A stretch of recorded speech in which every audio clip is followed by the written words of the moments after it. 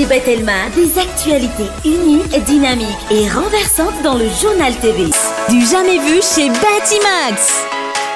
Une remise à la caisse jusqu'à 15% dans tout le magasin et 20% sur tous les carreaux. Batimax, la qualité au meilleur prix. Luciano ni Fampalalambauvau. Ina, plus raffiné que jamais. Ita, huilerie industrielle de Tamata, pisacham tel suluajiv. Luciano ni Fampalalambauvau.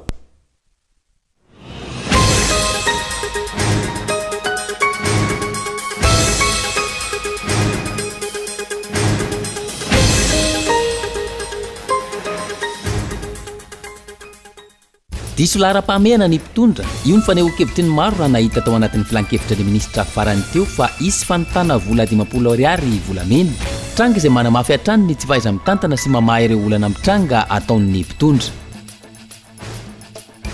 Tsy ilaina ny teteza mita hoy ny filoha nasionaly ny antoko malagasy miaramiainga androany nandritra ny fivoriana narahana ady hevitra ny rany antoko malagasy miaramiainga sy ireo vahoaka tany Ambatondrazaka faritra Alaotramangoro.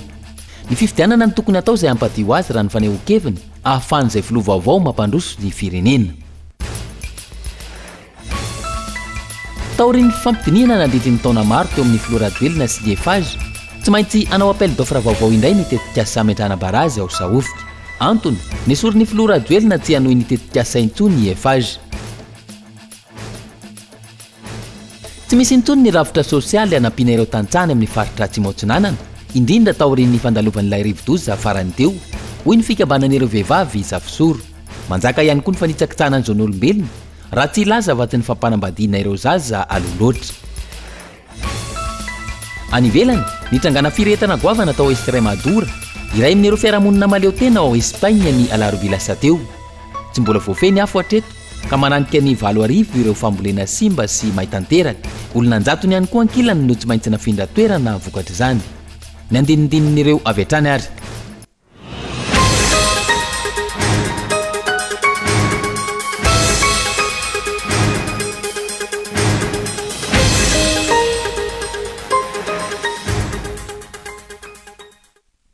Ankavalina tompoko lasy tompoko vavy no tokoa manolotra ny araba omban'ny fierireo tsoa atsika mpanaraka ny fahita lavitra kola amin'ity sabotsy faharoapolo ny volana me taona 13 ity tonga sondray eto nivo ny fampalalama vaovao amin'izao alina zao tompoko lasy tompoko vavy po dia ampanajana hatrano anasako anao anaraka ny vaovao atsika hatramin'ny farany ny anomboantsika izany dia hoe diso laram-pamena ny mpitondra fanjakana io no fanehoan-kevitry ny besiny maro taorian'ny filan-kevitry ny ministra farany teo ary ny fikasan'ny fanjakana fa isy ny fanontana vola 50 ariary atao volamena. Tranga izay manamafy ihany koa ny tsy fahaiza mitantana sy ny tsy fahaizany ny mpitondra mametraka ny tena laram-pahamehana sy ny famahana ny olom-bahoaka amin'izao fotoana izao. Nderatsika ny matondatsoratra Gaëtan Andriatsilavo. Miazakazaka ary mivoatra ao anatin'ny fotoana fohy ny toetra raha sy ny fandraisana fanapahan-kevitra eto amin'ny tany sy ny firenena ankehitriny. Izany hoe miezaka mafy ianao izay faraherin'ny ny mpitondra amin'izao volana vitsy mialohan'ny fahataperan'ny fitondrany izao sy hirosoana amin'ny fifidianana. Ny mahagaga nefa fanapahan-kevitra miaro toerana ho an'ny tombotsoan'olombitsy fa tsy ho an'ny daholobe no miseho matetika. Izany hoe fanapahan-kevitra tsy misy fiantraikany amin'ny olana ara-tsosialin'ny mponina ka mamaraka ny tokony ho izy ireo fitarainana maro. Isan'izany ohatra ny nandraisana sy nankatoavana tao anatin'ny filan-kevitra ny ministra farany teo ny didim-panjakana momba ny fanotana volamena 50 ariary izay atao ny banky foibeny Madagasikara. Etsika izay tafiditra amin'ny fankalazana ny faty 50 taona ny banky foibeny Madagasikara ny volana Jona amin'ity taona ity. Maro ny naneho ny heviny mahakatsika izany ary samy nilaza fa tsy lahara-pahamehana ny firosoana amin'ny famadihana vola io raha ny toe-java-misy eto amintsika no jerena. Isan'ny tokony ho jerena manokana ary atao lahara-pahamehana ohatra ny mahakasika ny fiainan'ireo tantsaha izay mahakasika olona maro eto amintsika. Azo atao ny manatsara ny fambolena sy ny fiompiana enti-paharazana ka hamokatra bebe kokoa. Izany hoe amafisina ny fampiofanana, ny fanatsarana sy ny fampitomboana ireo biby fiompy, ny fanapaharihana ireo teknisianina sy tanora maro nanaty fianarana mikasika ny fambolena sy ny fiompiana. Mbola malalaka ihany koa ny tany azo volena ka ireny no ampiana tosika ahafahana mamokatra bebe kokoa. Tanjona amin'izany ny ampitomboana ny vokatra ka tsy hisy intsony ny fiakaram-bidy sy ny fanararaotana etsero. Tanjona ihany koa ny atonga ireo tantsaha aleo tena ka ho afaka mamatsy ireo andrenivohitra araka ny tokony ho izy aneoreny. Ankoatra ny fanomezana tosika ireo tantsaha, omena fahafahana andray fanapahan-kevitra ihany koa ireo tompon'andraikitra eny fotony. Raha toka omena fahefana sy izay rehetra ahafahany mandray an-tanana ny zava-misy eo amin'ireo eny fotony, omora kokoa ny atrehana ireo olana isan-karazany ary ho aingana kokoa ny fanolorana vahaolana mandroan'izany. Tsy mandeha ho azy zany, tsy maintsy manana viana sy paikady politika ifehezana izany ny fanjakana. Io viana sy paikady io izay tsy hita mazava hatreto raha ny mpitondra ankehitriny no resahana. Porofon'izany ohatra ny mikasika ilay autoroute izay voalaza fa tsy manana fahazon-dalana. Porofo manambara ny tsy faiza mitantana ataon'ny mpitondra, tsy misy ny fiomanana mialoha ary tsy misy ny paikady apetraka mialoha amin'ny fananganana tetikasa goavana tahaka ireny autoroute ireny. Izay le hoe mila fantatra tsara ny maravaka ny vary tsiny tsy farifary, ny raharam-pahamehana sy ny tokony imatematesana ahafahana mampandroso ny fiainam-bahoaka izay latsaka ankaterana amin'izao fotoana izao. Fa makasika azy indrindra iana hiteraka fa tsy mbola goavana eto amin'ny tany sy ny firenena ihany koa ity fepetra no raisy ny fitoram-panjakana ity amin'ny fanontana ny volamena 10 ariary raha ny nambarany mpamakafaka fiainam-pirenena Serge Zafimahova Androany. Tsy mbola feno ny fepetra tokony resony Madagasikara amin'ity fepetra no raisy ny fanjakana ity satria mbola maro ireo gaboraraka indrindra fa amin'ny resaka volamena izay mivoaka etsiroa eto amin'ny tany sy ny firenena ka ireny tokony amafisina aloha izay vao miroso amin'ity fanapahan-kevitra ity raha ny efa nion-keviny hatrany.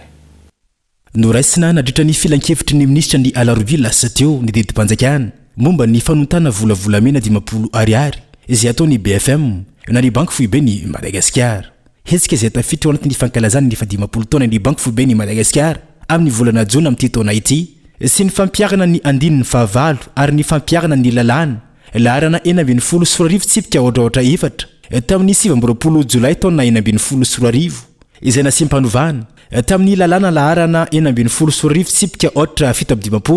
tamin'ny 2 Febroary taona 7 momba ny satanfe ny BFM ka manome azy ny fahefana amin'ny tavola taratasy sy vola madinika. Malona ity fepetra vaovao no raisina ity ahiana ny mety sy ny famotsim-bola goavana eto Madagasikara hoy ny mpamakafaka fiainam-pirenena Serge Zafimahova. Reo rehetrarehetra manao blanchiment zany vide légalement an'io volamena io satria mora kokoa no marché local vao fe amin'ny fitondrana malagasy fe ny trafikana volamena eto Madagasikara afahantsika miditra amin'ny processus io satria raha hiditra amin'ny processus io zany tsika tokony idina zany ambanin'ny cour international zany ny volamena zay amidy eto Madagasikara. Zany daholo zany le conditionnement satria raha ny cour ny volamena eto toerana ambony ny cour international mialatsiny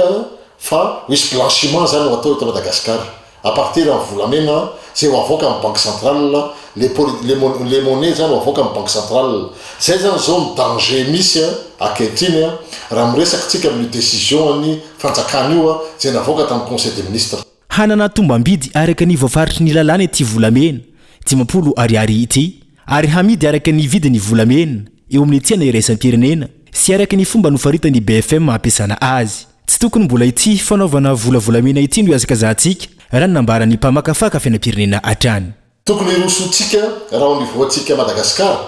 le lingot d'or no tokony ataontsika. Le lingot d'or zany manaraka le fenitra ho lasa zany ataontsika hoe amelanjany amin'ny vola malagasy. Io le lingot d'or ngamba zany tokony ataontsika fa tsy io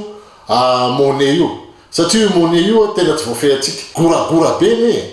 ny resaka contrôle ny sortie amin'ny volamena. Karaha le volamena zany ho amidinao ny cour international mora ne zany ho an'ny zareo mpilalao volamena dia alain'ny olona rehetra zany mividy an'le volamena ho avoaka amin'ny banque centrale dia amin'izay fotoana zay ny zavatra hitranga zany hoe mety vao maika na hitotongany io ny vola gasy satria misy risque be dia be zany zay zavatra zay. Ny volamena tsotra reto efa tsy voafe vao maika légalisenao hoe volamena efa travailler ataonao amin'ny cour ina ne misy vidiny raha amidinao ohatra ny ivelany afaka amidy any ivelany koa iny donc hitanao amin'izany zany fa mpanao trafika zany mety mahazo vana anatin'izany. Tsy aivana fa tamin'ny taona 20 no nametraka tahirim-bolamena teo anivon'ny BFM ny fanjakana malagasy izay rahana miasa amin'ny ministera ny arenan-kibon-tany sy ny loharan-karena stratégique. Orinasa any Suisse no ovinavinaina andefasan'ireo volamena ho diovana. Saingy raha ny vaovao nivoaka teo anivon'ny BFM mbola tsy nisy ny volamena nalefa nodiovana nakany ivelany anaovana ity volavolamena ity. Mahazedina tokoa zay ny fomba fitentsika malagasy satria mbola maro ireo raha fatratrarana volambena teto amintsika no tsy ahitana tony fanadidina mandrakandroany tahaka le zavanisy teo amin'ny ministera ny arenikebony tany izay lasa viny volamena teo anivon'ity ministera ity andrasana avokoa reny fanadidina makasika andreny ary izy pony tomponantoka tamin'ny fahaverezany reny volamena ireny fa iroso anatin'ny fifidianantsika amin'ity taona 20 sy 10 ity raha ohatra ka tontosa tokoa izany fa naramafy ny teo anivon'ny antoko malagasy miaramianga androany fa tsy ilaina ny tetezamita raha nambarany folo nasiondaly nyty antoko ity tao nadritra ny ady hevitra niarana tamin'ny antoko sy ireo vahoaka tao Ambatondrazaka faritra Aloatra Mangoro ny fifidianana ny tokony ho atao laharam-pahamehana sy atao izay ampadio azy raha ny fanohan-keviny malona ny zavamisy eto amin'ny tany sy ny firenena.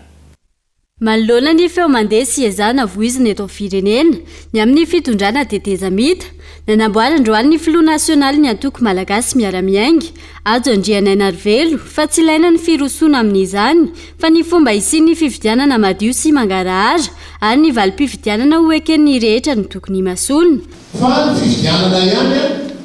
mamanorana ary fifidianana mamaorana ho an'ny firenena satria izay ilaina fa tsy fifidianana manamorotana. Dikan'izay fa fifidianana ihany mamaorana ho aminay zany tsy misy ilanan'izany tetezamita zany androany. Fifidianana madio atrehana dia fifidianana eken'ny rehetra. Fa raha ohatra manao fifidianana tsy eken'ny rehetra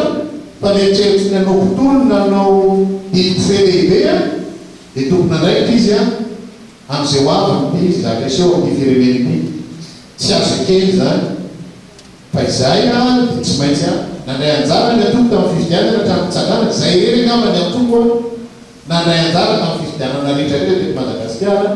tao anatin'izay folo taona lasa izay. Tsy mbola nisy fifidianana tsy nandraisanay anjara izay ireny ihany ny antoko nanao an'izany dia tsy anao ny koa izay tsy handray anjara fa tsy maintsy misy trapetra mazava ary izay tsy anaiky fifidianana ahodikodina na hoe ho angalara zay ny ataoko mazava tsara tsy anaiky an'izany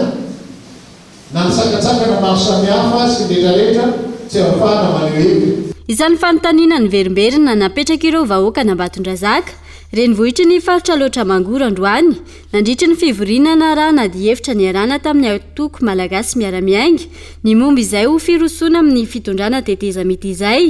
teo ihany koa ny raharam-pirenena amin'ny ankapobeny. Ambatondrazaka izay fantatra amin'ny famokarana vary saingy tsy mitsaha mihena ny vokatra hoy ireo tantsaha noho ny tsy fijeren'ny mpitondra ny foto-drafitrasa.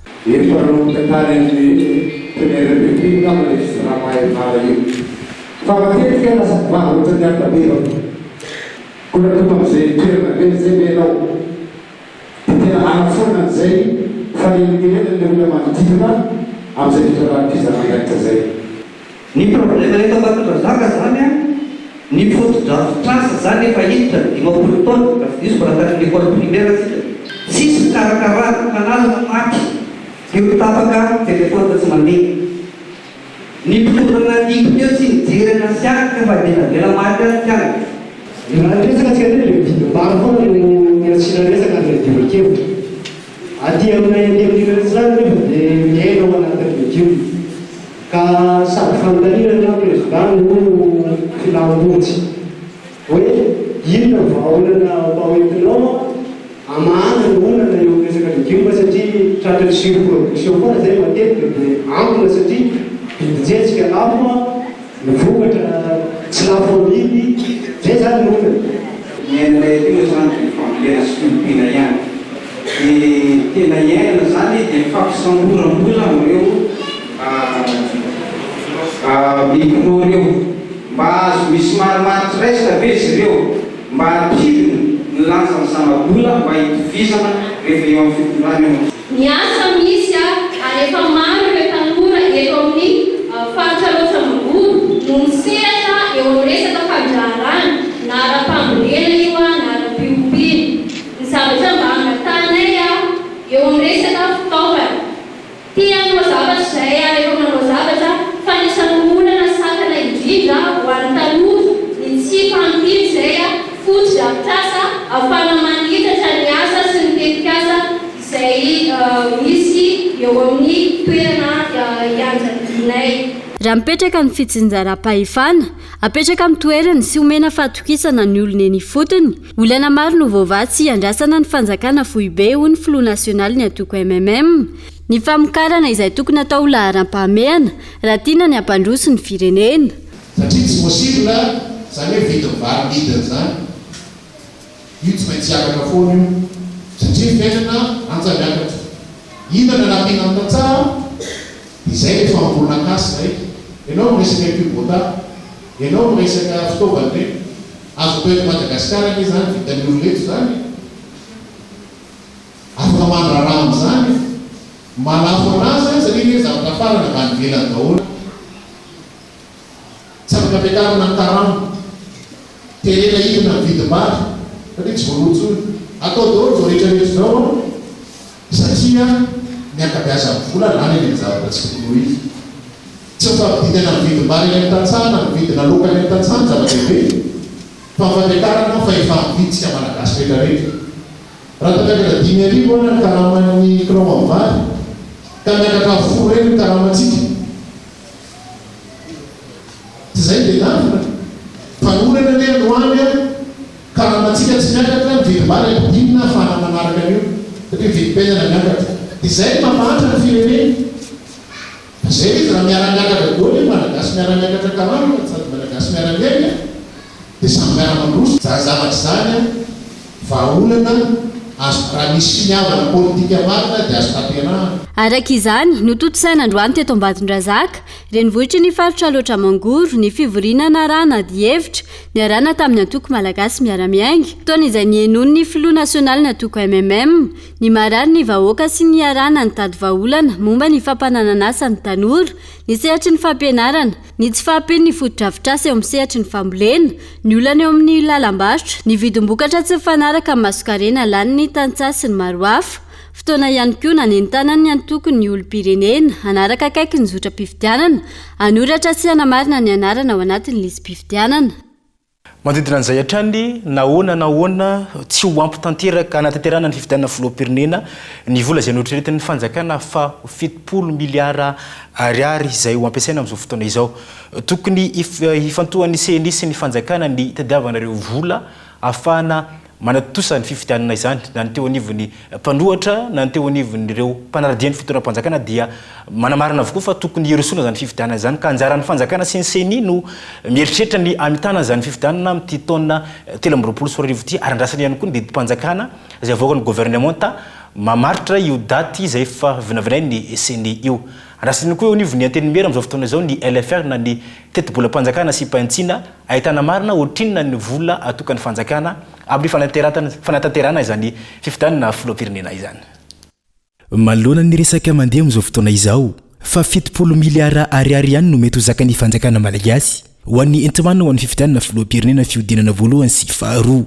nanamafy ihany koa ireo mpiara-miasa akaiky amin'ny fanjakana androany fa tsy ahivitana inona na inona izany vola izany ary hita ihany koa fa kely tanteraka tokony hijery ny fomba rehetra ahafahana manatotosa ny fifidianana ny CNI sy ny fanjakana ary tady ny hevitra rehetra anampina io vola io raha iny vola 70 miliara iny moa zany CNI moa efa miteny milaza fa hoe tsy ampy ny vola iny zany dia zay zany no fahitan'jareo azy mila mifanantona foana ny fitoeram-panjakana sy ny CNI mitady fomba rehetrarehetra zay ahafahana havitana fifidianana kotokokoto zany satria zava-dehibe ny firenena zany fifidianana zany marina tokoa fa tsy ampy nazany CNI koa tokony mijery ihany satria mbola misy an'ireo materiel be da be koa nge any nampiasaina teto misy amin'ireny mbola azo ampiasaina raha tsy laza ohatriny reny urne reny ohatra sanatria ve dia tsy hisy tsony reny urne reny dia nakaiza ohatra reny ohatra zany resahako zany mino fa mbola misy reny dia reny zany mba jerena tokony mba hena ihany koa moa zany lay dépense ny caprice rehetrarehetra ao anatin'izy fa tena lay zay avitan'ny fifidianana zany ny tena zava-dehibe raha ny fanazavana hatrany tsara ihany koa raha manokana vola hanaovana tanteraka ity fifidianana ity ny mpitona fanjakana malagasy ka tsy hakindoha amin'ny any ivelany mba tsy hitsabahana izy ireo amin'ny raha rano tokantrano ny vahoaka malagasy tsika tsy dia tokony tavandra foana andreo mpamatsy vola avy any velany zay reo moa milaza fa ny hoe anampy fa anampy faran'izay kely zany ry zareo dia tsy olana zany rehefa anampy zareo dia arabasorabatsara fa ny tena idéal moa raha za manokana ny faniriko dia mba hoe vola madiodio vola madiodio amin'ny malagasy no anaovana an'izany élection zany zay ny tena idéal zany mba tsy hahafahan'zareo hiditra lalina loatra mitondra raha misy eto anao an'ireny ingérence reny satria ireo ny mpaminay vola andrasana eny anivony anteny miera amin'izao fotoana izao ny mahakasika ny fanitsina ny teti-bolam-panjakana amin'ity taona 2024 ity na ny LFR 2023 inona fa ho voasoratra mazava ao anatin'izany ny vola hanana ny fanjakana malagasy amin'ny fikarakarana ny fifidianana filoham-pirenena mialohany hangatahana vola amin'ireo mpiara-mombonantoka amin'ny alalan'ny basket fund tsy afa-misaraka amin'ny fikarakarana ny fifidianana ny mahakasika ny lisitry ny mpifidy ina ny mety isian'ny alabato amin'ny fifidianana filoham-pirenena ho avy ity ho ny solovim-boaka IRD voafidy tao anatin'ny distrikany Taolagnaro ao Fort-dauphin ao zany mazava ho azy fa dia porofin'izany ny fampitaovana ireo ben'ny tanàna maro manerana nosy amin'izao fotoana izao fotoana vitsy tsy ahatapera ny fitoam-piasany ny filoha am-perinasa ankehitriny endrika alabato mialohan'ny fotoana ny fampitaovana isan-karazany ataon'ny filoham-pirenena amin'ireo komina maro manerana nosy fotoana vitsy tsy ataperany fitoam-piasany sy rosoana amin'ny fifidianana ho ny solombavam-bahoaka IRD voafidy tao Taolagnaro ny vola moan'ny fanjakana ireo fitaovana zarainy etsero izay mampametra-panontaniana hoe avy aiza ho iatrany ny fanazavana raha miahiahy ny olona amin'ny resaka alabato zany tsy diso ny olona mieritreritra ny hoe hiahiahy amin'ny resaka alabato inona moa gn'asa ianao tena tsy maintsy lany io tsy maintsy lany io anao mbo tsy milasako dia tsy maintsy lany misy zavatra ho ambadiky ny zavatra zay eo inona ka igny mahatonga hifarana ny mandat zarana tomobile daholo ny chef district rehetrarehetra eran'ny Madagasikara nareo zany mieritreritra fa amin'izay fotoana nipetrahana nahalany ho filoham-pirenena zay re olona reo nijaly tsisy tomobile tsisy tomobile hiasana dia amin'izao volana vitsivitsy alohan'ny fifidianana zarana tomobile hampiasana reo amin'izay resaka alabato zay any ambanivohitra agny mitadia tomobile matanjaka dia mitovy amin'izay koa ty fizarana moto ty miteny averimberina lany ny vola amin'ny kitapo-panjakana kitapo-bola-panjakana efa tsisy vola intsony volana vitsivitsy amin'ny farany taona ny araky ny anina ny senity ny deuxième tour ny présidentielle gn'alefagna ny ben'ny tanàna dia volana vitsivitsy alohany io ve zany dia zarana moto mahita vola tampoka hizarana moto amin'ny ben'ny tanàna eran'ity Madagasikara ty tetezina hizarana moto dia moto hatao inona moa zany raha nitia hiasa reo ben'ny tanàna reo hatramin'izay voalany ry zareo dia nomenandry zareo ny fitaovana hiasana fa tsy hankatoky ny fifidianana ry zareo zay vao zarana moto tsy hankatoky ny fifidianana zay vao veriveresy tompoko ny ben'ny tanàna hoe omena 2 milliards ampiasana kay misy an'izany kay agny hamena isaky ny commune nanina zavatra zay sy natao hatramin'izay isan'ny mampametra-panontaniana ny maro ihany koa ankehitriny ny fangararany ny lisy-pifidianana manoloana ny fanaovana jugement supplétif amin'ny vanim-potoana natanterana ny refonte tsy ivana ny daty ny 9 novambra ho avy izao no daty nomeny seni afana manatanteraka amin'ny fifidianana filoham-pirenena fihodinana voalohany eto amin'ny tany sy ny firenena raha ny 20 desambra ho avy izao kosa ny fihodinana faharoa saingy hatreto tsy mbola nahenom-baly ny manoloan'ireo daty voalaza ny mpitondra fanjakana ary tsy mazava ihany koa ny antony mahatonga izany lafomba vao afa tanteraka indray kosa taoreny ny fampidinihana nadritra ny taona maro teo amin'ny filoha Andra Joela sy ny EFEJ tsy maintsy hanao ny appel d'offre vaovao indray ny tetikasa ametrana ny baraza ao saofika ao antony ny soro ny filoha Joela tsy hano ny asa ny tetikasa intsony ny EFEJ ka itony ndiatsilavo araka ny latoratra navoaka ny Africa Intelligence ny Valome lasa teo na iliky ny filoha Joela teo amin'ny tetikasa baraza saofika intsony EFEJ antony mahatonga izany raha io latoratra nivoaka io ny filazan'ny filoha fa lafo loatra ny fanamboarana izay mahatratratra ny amin'ny 700 euro raha io latoratra navoaka ny Africa Intelligence io ny farany taona 2024 ny nangataka ny alany EFAZ tamin'ny alalan'ny taratasy nalefany ny filoha Joela ary nanamafy io falafosan'ny fanamboarana io nanaiky ny ala i EFAZ ny fiandohan'ny taona 2024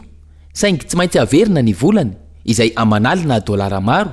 lany tamin'ny fanaovana etude na fanadihadiana manodidina ny tetikasa. Hatramin'izao anefa raha io lahatsoratra nivoaka io tsy mbola nalohan'ny fanjakana malagasy io vola io izay manakana ny fanomezana ny tetikasa. Tsy aivina raha vao tonga teo amin'ny fitondrana nefa ny filoha rajoelina ny taona 2024 dia nampanantena fahovitaina ny barazy ao Saofika izay amokatra hatrany amin'ny 5.9 megawatt. Folo taona lasa izay azon'ny Neo ny tsena tamin'ny alalan'ny 3P na ny partenariat public privé izay ny frantsay Eiffage no mpampiasa vola betsaka ao anatiny. Nanamafy ny Africa Intelligence fa tsy ny tetikasa Saofika irery ihany no tetikasa famokarana herinaratra tsy tonga hatramin'ny farany. Isan'izany ny barazy ao Volobe izay vinavinaina amokatra 210 megawatt mitetina hatrany amin'ny 500 tapitrisa euro no raisiny BTP Colas Antanana izay miantona ihany koa efa ho 5 taona izay. Miantona ihany koa kilan'izay ny tetikasa Interconnexion fa tsy ny BAD, ny BEI ary ny Coexim Mavola. Ny foanany mpitondra fanjakana malagasy ihany koa ny tetikasa LID sy ny Pagoz anatsarana ny tambazotra ny Jirama izay nahazo famatsim-bola avy amin'ny banky iraisam-pirenena. Mampiakatra ny maro manerana ny nosy amin'izao fotoana izao ny fahatapahan-jiro lavareny ho an'eto ateto andrenivohitra aloha zao dia tapaka ny akamaroan'ireo ataontsika hoe ny fokotany maro tamin'ity alina ity fa nivoaka tamin'ny fanginana ireo mpiaro ny zony mpanjifa manoloana ny fahatapahan-jiro lavareny amin'izao fotoana izao izay mampiakatra ny maro sy miteraka fatiantokoa an'ireo izay miasa ao anatin'izay herinaratra izay. Nambarany Filo National ny zony mpanjifa tao majanga fa ankoatra ny vente à perte izay ataon'ny orinasa Jirama amin'izao fotoana izao manapitrotrika ihany koa ny fisian'ireo mpambotry ny firenena amin'io setry ny angovio. Anja Robert. Anisan'ny olana iray goavana tsy mety ivovany ny fanjakana mihitsy ny délestage manerana ny Madagasikara, ny herinaratra izay ankinany ankabetsahany ny asan'ny mpanjifa amin'ny andavanandro, ny fiainana efa sarotra mbola ampiny ny fahatapahan-jiro lavareny, mampikatso ny fitadiavam-bola ny mpanjifa. Tsisy olona faly amin'ny jiro tsy mandeha zany na iza. Indrindra fa anao piasan'ny Jirama ve dia hoe ho faly anao hoe jiro tsy mandeha. Tsy possible zany. Ianao mpitondra fanjakana ve ho faly ve anao fa hoe tsy misitraka jiro ny olona. Tsy possible zany. 3 isanjato ny vokatra ny Jirama zao dia lasa halatra daholo. 7 isanjato zay fa vente à perte. Ahoana ny anaovana an'izay? Ka zay ny zavatra enjeny hoe ahoana ny anarenana ny 3 isanjato halatra be ao anatin'ny Jirama io. Vol zany hoe perte non technique filazana azy amin'ny terme amin'ireo perte non technique zay mampalahelo. Fa itsika mpanjifa zao mahalala an'izany daholo fa tsisy miteny ranona mangalatra jiro mandalo tsika tsy mandalo compteur lanina tsy mandoa jiro ranona mangalatra gazoil paka gazoil amin'ny Jirama fatatsika zany fa tsisy mitenitsika zao ny mafia amin'ny Jirama mpanao bizina tsy fankahitana tsisy mahasa mitenitsika nefa mahafantatra zany tsika mpiarabelona mpiaramonina ka zay ny ilana fiara-miasantsika hoe mila mpanjifa tompona andraikitra koa tsika malohana zay mba hoe tsika manarana Jirama. Ny vahoaka tsy mandady arina no lasa mizaka ny vokany amin'ireo fanetribeny ny firenena. Misy ny ezaka atao Jirama misy ny manoto itsika rehetrarehetra ihany mahafantatra an'izany hoe le solika tonga aty amintsika misy mampiasa any amin'ny transporteur privé solika ny Jirama tsy misy miteny tsika mpiarabelona rehefa tapaka amin'izay jiro tsy ampy ny solika menimenitsika nefa fantatsika fa iza nanodikodina le solika. Misy amintsika olona tompona ndraiky mpanjakana ambony tsy mandovo jiro ny Jirama fanjiro dia mangina fa le madinika foana ny victime tsy mety zay ary zavatra iadivako zany ao anatiny ary omeo anany lisitra ny olona lehibe zay tsy mandoa jiro hamoahako azy amin'ny télévision hainao manjery hoe ianao ranona mba mandoava jiro fa manabotry ary lasa victime le olona amin'ny délestage noho zay tsy fisiny zay recouvrement zay fandoava impayé be deabe ny Jirama any amin'ireny orinasa na bureau mpanjakana reny teraka zavatra ohatry zao ka izay ady zany atao fa ady atao anatiny ary sako lazaina fa sady anagataka an'izany meo anady ao lisitra na ny mpanao politika zay tsy mandoa jiro ho teneniko na pour na contre teneniko hoe mba aloavy io jiro fa nisany manabotry ny Jirama. Ialao i mangalatra gazoil ny Jirama nisany manabotry ny Jirama. Ialao i mangalatra jiro ny Jirama fa nisany manabotry ny Jirama. Satria misy olona tokony sitraka zavatra mba tsara raha tsy misy zay zavatra zay satria 3 isanjato ny vokatra ny Jirama zao dia lasa halatra daholo. Raha ny zava-misy tato ato dia toa lasa mirona amin'ny fanenjena ny famitana ny jiro anazava ny eny anivon'ny fokotany sisa hatreto no anakoma ny Jirama ny délestage eny anivon'ny vakiparitra isa-pokotany. Ilana politika mazava avy amin'ny fanjakana ihany koa ny famahana ny olona ny jiro sy rano ty satria mikakaiky ny voaka manerana androsa amin'izao fotoana izao manoloana ny fahatapahany io fa sady veventsika anatin'ny ny marivohitry ny faritra vakanakaratra iavaka ny fankalazana ny fety ny Pentecôte ho avy eo amin'ny espace Mahatamana Antsirabe ao isy ny fampisehoana goavana iarana amin'ny tarika masikatsaka ny alatsinainy ny Pentecôte ho avy izao io ihany koa amin'ny toerana fitsangasangana an'ity espace Mahatamana ity misy ireo karazana kilalao maro samihafa fa indrindra ny dobo filomanosana lehibe izay isany mampiavaka ity toerana ity andry nirina kolo tv Antsirabe no mitondra antsika any Antsipiriana zay.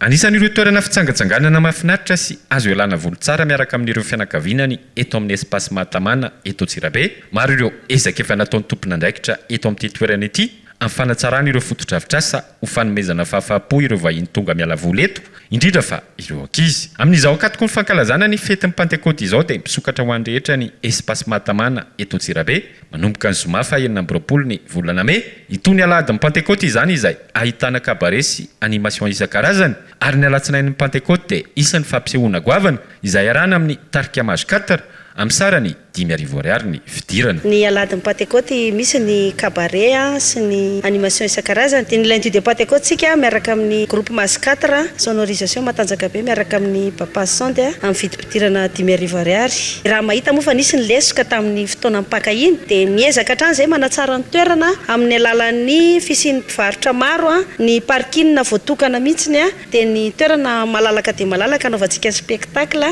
ny sakafo isan-karazany ny sécurité assurée. Na mialalana mihitsy zay afaka mitondra sakafo ny olona ny angatanay fotsiny mba tsy mitondra mihitsy amin'ny resaka boisson fa prix antsika mitovy amin'ny prix any ivelany ihany. Anisan'ny mampiavaka ity toerana ity ihany koa ny fananany dobo filomanosana lehibe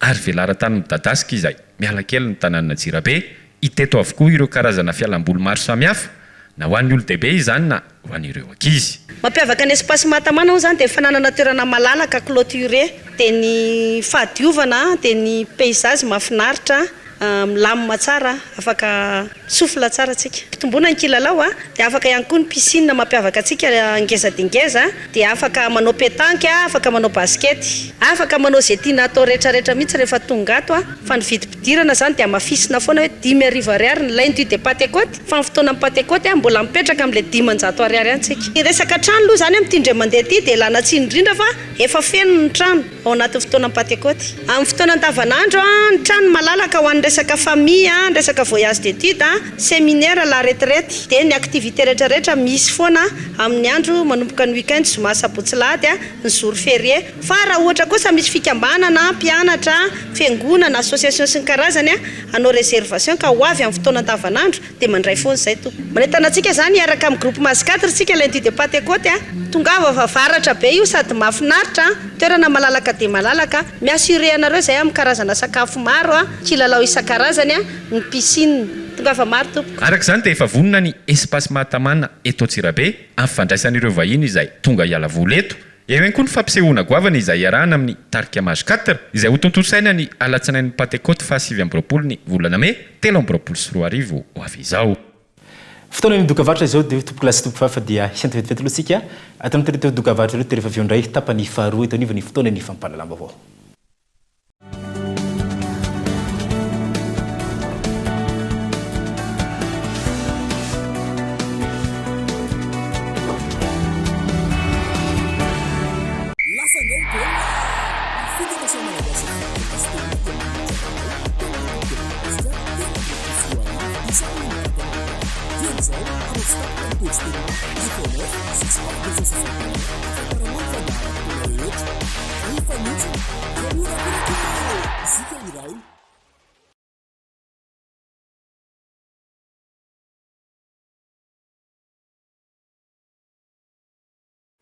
Ina dia vita amin'ny soja voafantina mba hampatsiro ireo karazan-tsakafo karakarainao. Ny menaka Ina dia ahitana oméga 3 sy oméga 6 ary ara-pahasalamana noho ny otrikaina entin'ny soja. Ina ilay menaka manome tsirony nahandronao isan'andro.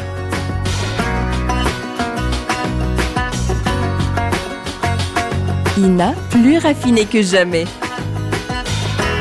Ita, huilerie industrielle de Tamata, misy hatramin'ny 3 sy 4 arivo.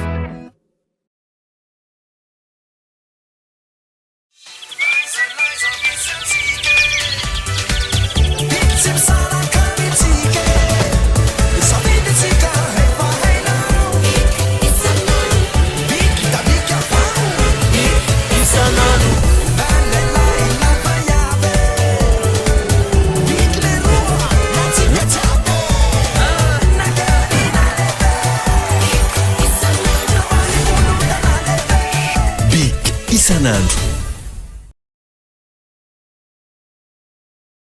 Batimax se rapproche encore plus de vous. Bienvenue dans votre nouveau magasin Batimax Sarlalan ex-Safina. Carrelage,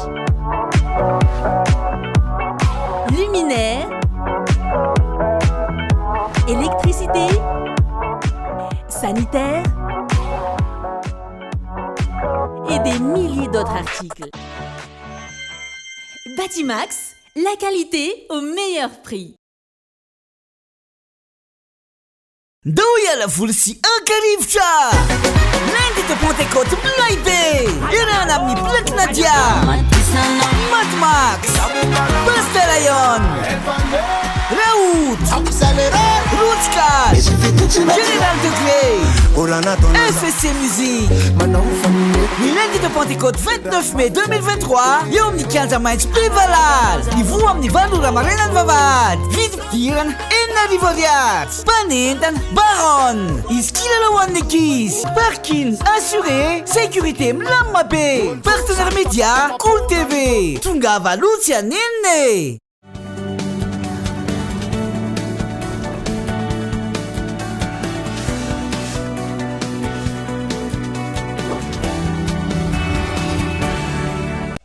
Ny tapany faharoa eto amin'ny fampalalam-bavao tompo lasy tompo vavy dia mbola anaingananao hatrany anaraka izany hatramin'ny farany. Tsy mbola ao anatin'ny kolotsain'ny malagasy ny resaka fandrararana hono ireo pahetsokarena anaovana fanadidina androany manoloana ny fahavitsiny famorona an'asy eto Madagasikara amin'izao fotoana izao. Tsy ampy ihany koa ny tosika avy amin'ny fanjakana mba hahafaha manampy isa ny asa eto amintsika. Ny fahefatra hatramin'ny fahafito ny volana May lasa teo olona mihoatra ny 720 taona no miakatra no nametrahany Agence Capsule sy ny Cool TV FM fanontaniana. Inona no mahatonga ny hoe ambany tany ny famorona an'asy eto Madagasikara? Ny 120 isanjaton'ny olona nametrahany io fanontaniana io namaly fa maro ny sakantsakana ho an'ireo te handraharaha. Ny 17 isanjaton'ny olona no adihadiana kosa no namaly fa ny lalàna misy tsy mahafeno ny fipetratakiny ireo mpandraharaha. Ary farany ny 20 isanjato kosa namaly fa tsy mahatoky ny fanjakana ireo mpampiasa vola. Tokony aperaka eto amintsika ny toetsain'ny fandraharana hoy ireo pahetsokarena. Tsy mbola ao anatin'ny kolotsain'ny malagasy na hoe kolotsain'ny fandraharana. Zany hoe entrepreneuriat zay ny ilazantsika azy. Kolotsaina vahiny izy io nampidirina teto. Fa ny ain'ny malagasy dia ny mamely tena. Zany hoe raha vao anontanianao ny olona manana velotena ve anao dia manana velotena daholo ireo olona ireo. Fa raha anontanianao ny olona miasa ve anao na mandraraha dia mamaly izy tsy miasa izy tsy mandraraha. Zany hoe ny zavatra tokony atao zany no raha te ampivoatra zany tany fananana asa zany dia le velotena zay efa nanan'ilay olona eo no ampivarina fanjakana. Fa tsy tondrana zavatra vaovao izy hanika na ampindraminao vola izy na ampindraminao inona na ampanaovanao projet ngezabe tsy tafavoaka niny satria ny azy le velotena mahazatra no atao. Tsy ampy ny politika mpanjakana momba ny fampananana asa eto amintsika hanika tsy retsilahatra ny mpampiasa vola sy ny vahoaka. Tsy mahaliana ny mpanao politika ny atao hoe fampananana asa ny olona sahirana satria tsisy intérêt ho azy io. Fa rehefa misy intérêt ho anazy ny zavatra dia mamorona lalàna izy. Jereo ny lalàna zay mipasy amin'ny Assemblée nationale rehefa tena anontanianao dia hoe inona moa ny idirany eo amin'ny voaka malagasy.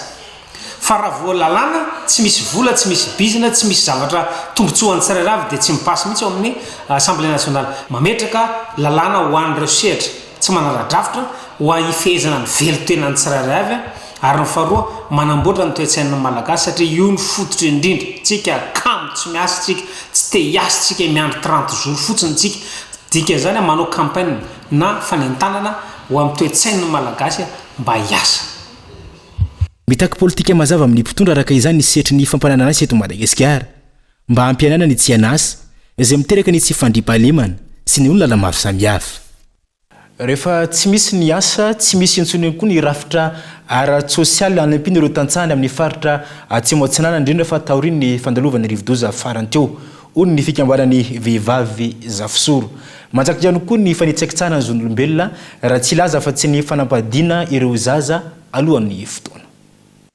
noho ny fampitehan'ny fiompiana sy ny fambolena vokatry ny fandalovan'ny rivodoza sahirana ny mponina manjaka ary mihamahazovahana ny kere any amin'ny faritra atsimo atsinanana indrindra ho an'ireo zavosoro hoy ny fikambanan'ny vehivavy avy any an-toerana ny zavosoro izay vondrom-poko malagasy monina any amin'ny faritra atsimo atsinanana Madagasikara ka ao amin'ny distrika ny farafangana no ahitana azy ireo betsaka ny rafitra sosialy ahafahana manampy ireo tantsaha no simba ka miteraka fahavoazana goavana raha ny fanazavana isan'izany ny lalana ny tsy fampiany tosika teknika sy tolotanana ho an'ireo tantsaha ny tsy fisian'ny barazy sy ny maro hafa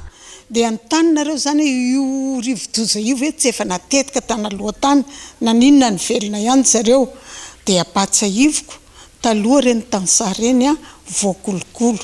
bien encadré zany raha jerentsika amin'ny teny baiko izany hoe nisy ny fikolokoloana ny janakafe nisy ny atao hoe urère zay manory ny tantsaha izao ny atao nisy ny pikolokolo ny jorofo nisy ny pikolokolo ny poivre zany olona zany anefa indray mandeha tsy hita daholo dia tavela ny tantsaha faharoa taloha nisy any ny lalana lalatany zany dia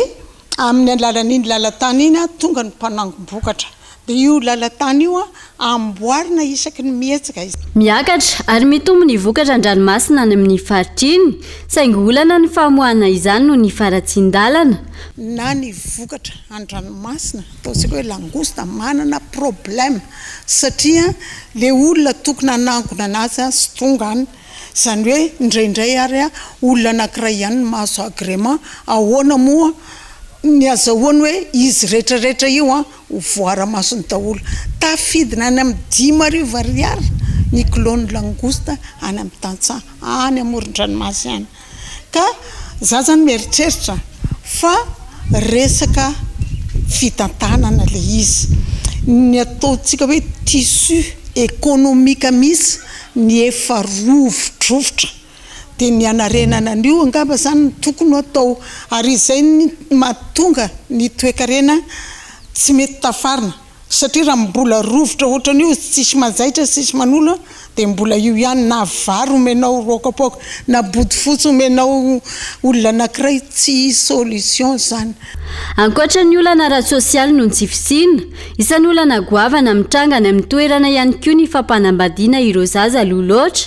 entiny fahasahiranana ireo ray aman-dreny ka mampiato ny fianarany ankizy manolotra azy vady azona vola raha ny fanazavana voaray vokatra izay tsy voahaja ny zo hianatra sy hanofa fahalalana ho an'ireo zaza mambehivavy tanora manao ansoava amin'ny mpitondra fanjakana sy ireo tompona andraikitra voakasika izany ny fikambanan'ny vehivavy zavosoro izy ireo izay nanolotra lamba mafana ho an'ireo zokiolona marefo androany amaranantsika ny vaovao avy eto antoerana nafana ny lanonana niarana tamin'ny lidisosy naton izay nanolotra seho hoan'ny malagasy tetsy amin'ny CSSK Antanamena ho an'ity androany ity fotoana naneho izy miarada ny fahaizana sy ny fiangelena ireo mozika isan-karazany miaraka tamin'ireo mpitendry efa matianina ankoatra ny hira naneho ny tanentany tamin'ny dia ihany koa izy miarada ndratra ity fampisehoana ity ndeha rahantsika ny ampahany tamin'izany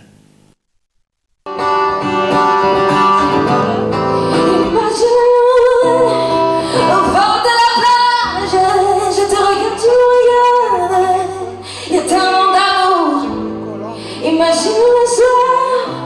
en train de regarder les étoiles, on sait qu'il était à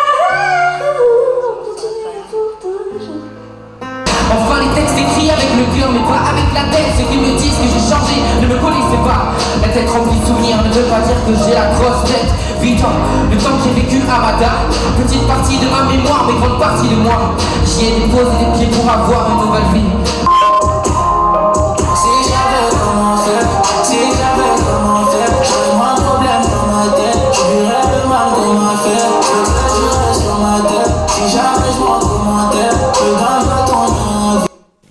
Wala maresaka iresampirenena nitrangana firetana goavana tao Extremadura iray amin'ireo fiarahamonina maleo tena ao Espagne ao ny alarobia lasa teo hatramin'izao fotoana izao tsy mbola voafehy ny afaka mananika ny valoriva ireo fambolena simba sy may itanteraka fanadidiny misariny France 24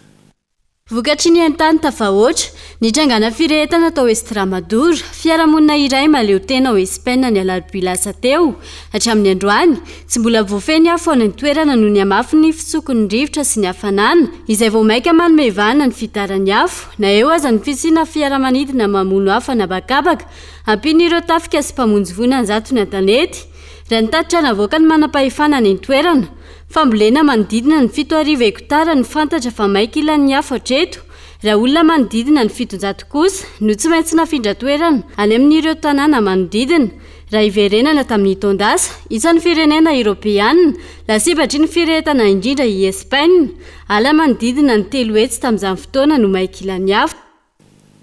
dia iny maresaka iresan'ny Pierre-Niriny tompolasy tompovavy no antsika manakatony fotoana ny fampalalam-bavao tamin'izao alina izao isoraka anao tany an-tokantrano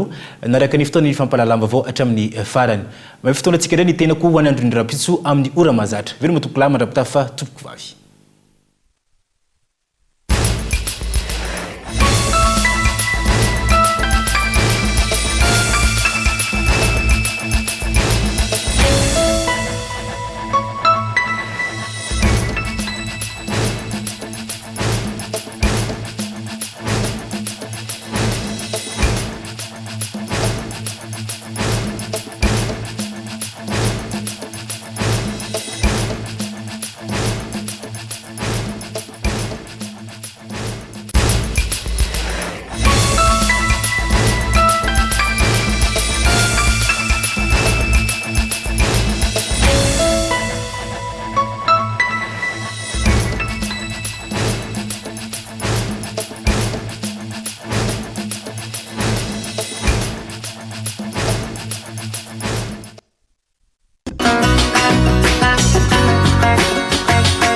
INA, plus raffiné que jamais.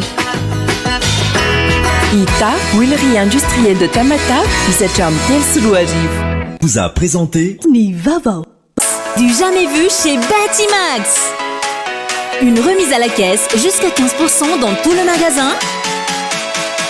et 20% sur tous les carreaux. Batimax, la qualité au meilleur prix. Vous a présenté Nivava.